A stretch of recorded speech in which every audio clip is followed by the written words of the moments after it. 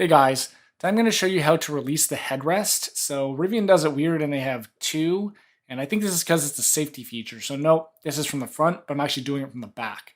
So this one on the right is the textured one you can push with your thumb, but then they have a second one on the left. And so this one you need like a pointy tool to push it in to be able to release the headrest. Because if you're just trying to use your thumb, it's not going to work and you won't be able to release it. So use your thumb on the right one, use a screwdriver or flathead on the left, push it in, and then you can release the headrest. And that's all there is to it. So basically, like if you need to put a car seat strap like we did under the like through the headrest, this is how you do it because I couldn't get the headrest to come up without using that flathead. So that's how you release the headrest. If you have any questions, let me know below, and thanks for watching.